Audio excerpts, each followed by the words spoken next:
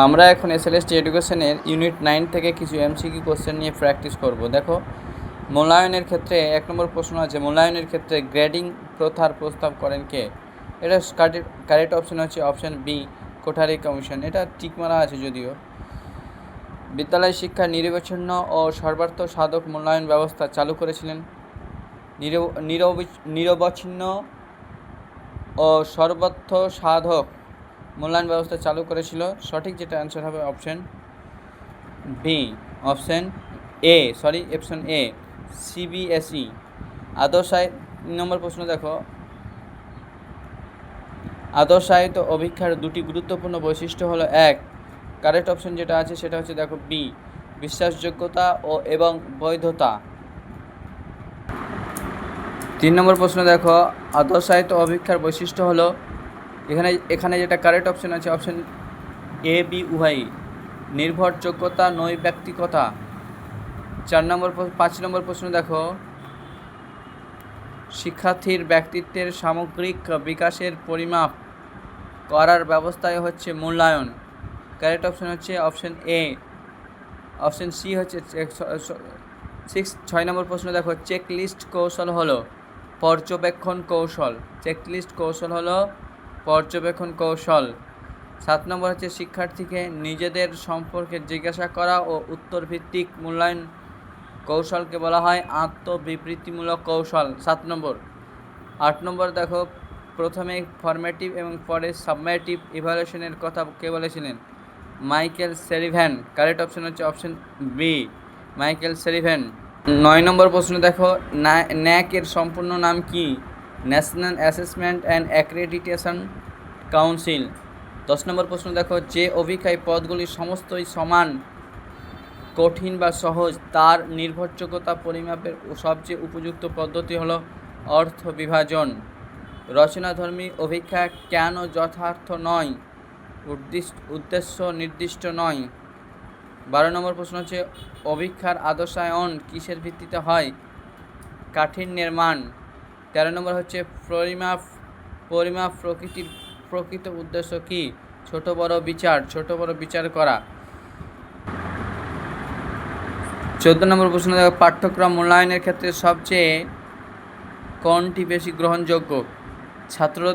ছাত্রের শিক্ষণ ফলাফল।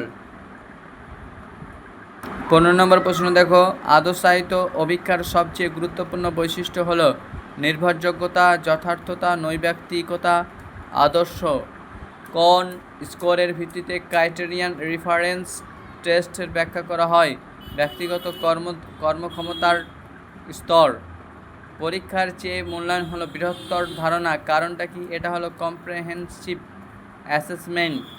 রচনাধর্মী অভিক্ষা হলো বিষয়ভিত্তিক, কারণ ছাত্ররা স্বাধীনভাবে উত্তর লিখতে পারে। 19 নম্বর প্রশ্ন দেখো, একটি অভিক্ষার নির্ভরযোগ্যতার মানে কি? একই দলের মধ্যে পুনঃ অভিক্ষা। 20 নম্বর প্রশ্ন,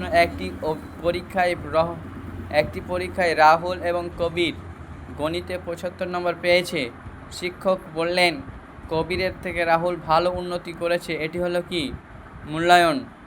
21 নম্বর প্রশ্ন হচ্ছে, গঠনমূলক মূল্যায়ন হলো নির্দেশনা পদ্ধতির সময়কাল। গঠনমূলক মূল্যায়ন হলো নির্দেশনা পদ্ধতির সময়কাল। নিম্নলিখিতগুলির মধ্যে কোনটি নির্ভরযোগ্যতার প্রতিশব্দ হিসেবে ব্যবহার করা যায় না? এটা হচ্ছে সংশ্লিষ্টতা।